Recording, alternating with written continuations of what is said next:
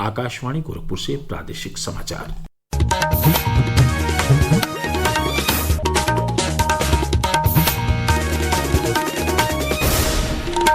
नमस्कार, समाचार बुलेटिन के साथ मैं वेद प्रकाश पाठक। पहले मुख्य समाचार। प्रधानमंत्री नरेंद्र मोदी ने प्रदेश को कानपुर से 47,573 करोड़ रुपए की 15 विकास परियोजनाओं की दी सौगात। कहा, हर क्षेत्र में तेजी से आगे बढ़ रहा है उत्तर प्रदेश। पहलगाम हमले में मारे गए शुभम द्विवेदी के परिवार से मिले प्रधानमंत्री। कहा, ऑपरेशन सिंदूर अभी खत्म नहीं हुआ है।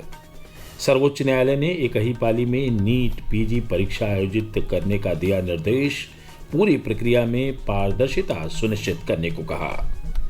और तेज धूप, भीषण गर्मी और उमस से जनजीवन प्रभावित, कुछ स्थानों पर बारिश से मिली राहत। अब समाचार विस्तार से। प्रधानमंत्री नरेंद्र मोदी ने कल कानपुर में 47,573 करोड़ रुपए से अधिक की 15 विकास परियोजनाओं का उद्घाटन और शिलान्यास किया। कार्यक्रम को संबोधित करते हुए प्रधानमंत्री ने कहा कि शुरू की गई परियोजनाएं प्रदेश के विकास को और गति देंगी। हमारी सरकार यूपी के 150 से ज्यादा रेलवे स्टेशनों को अमृत भारत रेलवे स्टेशन के रूप में विकसित कर रही है। यूपी पहले ही देश में सबसे ज्यादा इंटरनेशनल एयरपोर्ट वाला राज्य बन चुका है। यानी हाईवे, रेलवे और एयरवेज, यूपी अब हर क्षेत्र में तेजी से आगे बढ़ रहा है। साथियों, हम यूपी को औद्योगिक संभावनाओं का राज्य बना रहे हैं। प्रधानमंत्री ने कल जिन परियोजनाओं का शुभारंभ किया उनमें 8,300 करोड़ रुपए से अधिक लागत वाली 660 मेगावाट की पनकी थर्मल पावर एक्सटेंशन परियोजना और घाटमपुर थर्मल पावर परियोजना की 660 मेगावाट की 3 इकाइयों का उद्घाटन सहित कई अन्य महत्वपूर्ण परियोजनाएं शामिल हैं। एक रिपोर्ट।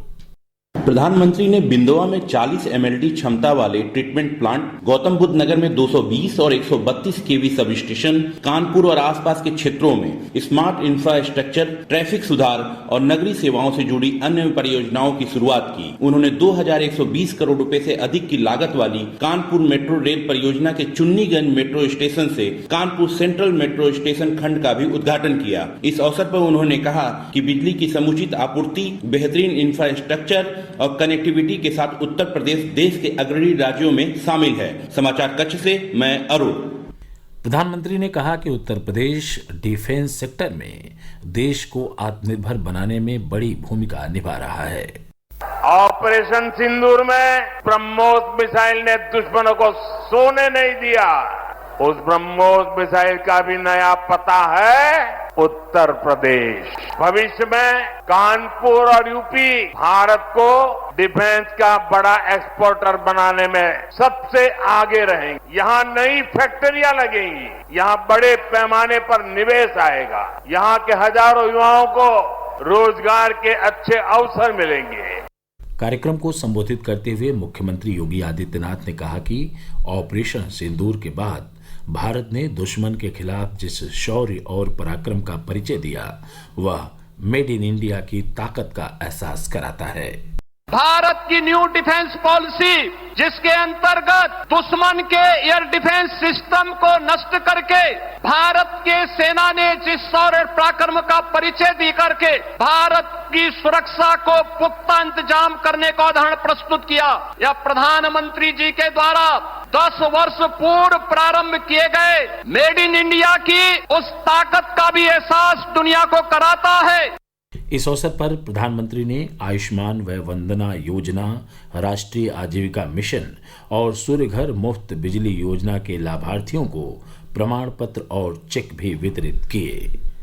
प्रधानमंत्री नरेंद्र मोदी ने कानपुर दौरे में पहलगाम आतंकी हमले में जान गंवाने वाले शुभम द्विवेदी के परिवार से मुलाकात कर अपनी संवेदनाएं व्यक्त की।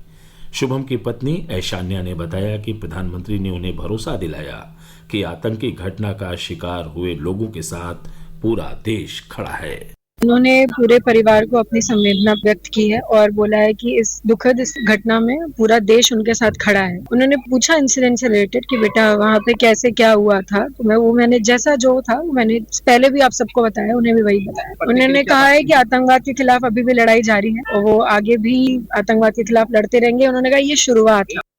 इसके बाद हुई कानपुर की जनसभा के दौरान प्रधानमंत्री ने कहा कि ऑपरेशन सिंदूर के रूप में पूरी दुनिया ने बेटियों के गुस्से और दर्द को देखा और भारत ने पाकिस्तान में कई आतंकी ठिकानों को पूरी तरह से नष्ट कर दिया।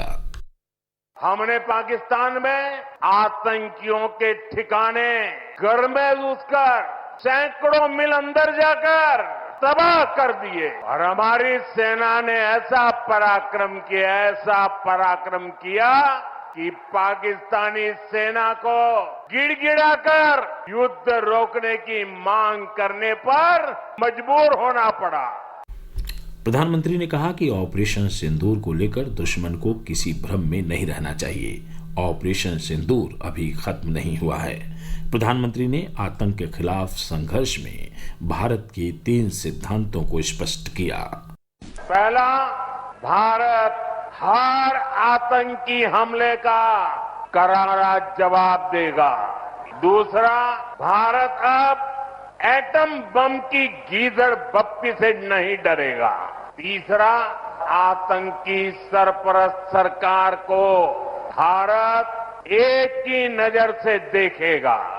प्रादेशिक समाचार आप आकाशवाणी गोरखपुर से सुन रहे हैं। यह समाचार बुलेटिन हमारे YouTube channel AIR news Gorakhpur और एक्स हैंडल AIR न्यूज_GKP पर भी उपलब्ध है। सर्वोच्च न्यायालय ने कल निर्देश दिया कि 15 जून को होने वाली राष्ट्रीय स्नातकोत्तर पात्रता सह प्रवेश परीक्षा नीट PG 2 पालियों के स्थान पर एक ही पाली में आयोजित की जाए।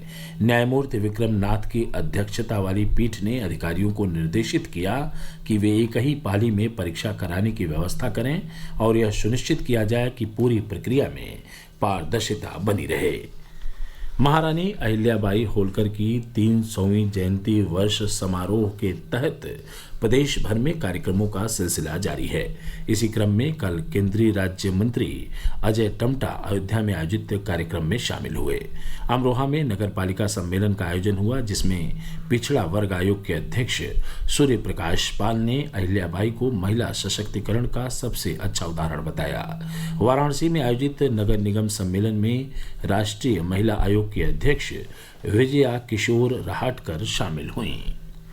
नई दिल्ली से आए आकाशवाणी और दूरदर्शन उत्तरी क्षेत्र के उप महानिदेशक राम बचन राम ने अपने 3 दिवसीय दौरे के आखिरी दिन कल गोरखपुर दूरदर्शन का तकनीकी निरीक्षण किया। इससे पहले उन्होंने आकाशवाणी केंद्र गोरखपुर और पड़ोसी जिलों के FM केंद्रों सहित ट्रांसमीटर आदि की व्यवस्था को भी देखा और आवश्यक सुझाव दिए। इस दौरान निदेशक एवं अभियांत्रिकी प्रमुख राहुल सिंह, क्लस्टर हेड स्वतंत्र सिंह और उप निदेशक अशोक कुमार सहित कई अन्य वरिष्ठ अधिकारी भी मौजूद रहे। उप महानिदेशक ने कल गोरखपुर के आकाशवाणी कॉलोनी में एक पेड़ मां के नाम अभियान के तहत पौधारोपण भी किया। प्रदेश के कई जिलों में रुक रुक कर बारिश होने से तापमान में गिरावट दर्ज की गई है। लखनऊ, कानपुर और आसपास के जिलों में बारिश ने लोगों को गर्मी से राहत दी है। हालांकि प्रदेश के कई जिलों में तेज धूप, भीषण गर्मी और उमस का असर जारी है। मौसम विज्ञान विभाग के अनुसार 5 जून तक गरज चमक के साथ बौछारें पड़ने और वर्षा की संभावना है। साथ ही पश्चिमी उत्तर प्रदेश में आज, जबकि पूर्वी उत्तर प्रदेश में आज और कल कहीं कहीं बिजली गिरने और तेज झोंकेदार हवाएं चलने की भी आशंका है। और अंत में इस बुलेटिन के मुख्य समाचार एक बार फिर। प्रधानमंत्री नरेंद्र मोदी ने प्रदेश को कानपुर से 47,573 करोड़ रुपए की 15 विकास परियोजनाओं की दी सौगात। कहा, हर क्षेत्र में तेजी से आगे बढ़ रहा है उत्तर प्रदेश। पहलगाम हमले में मारे गए शुभम द्विवेदी के परिवार से मिले प्रधानमंत्री। कहा, ऑपरेशन सिंदूर अभी खत्म नहीं हुआ है। सर्वोच्च न्यायालय ने एक ही पाली में नीट PG परीक्षा आयोजित करने का दिया निर्देश। पूरी प्रक्रिया में पारदर्शिता सुनिश्चित करने को कहा। और तेज धूप, भीषण गर्मी और उमस से जनजीवन प्रभावित, कुछ स्थानों पर बारिश से मिली राहत। समाचार समाप्त हुए। नमस्कार।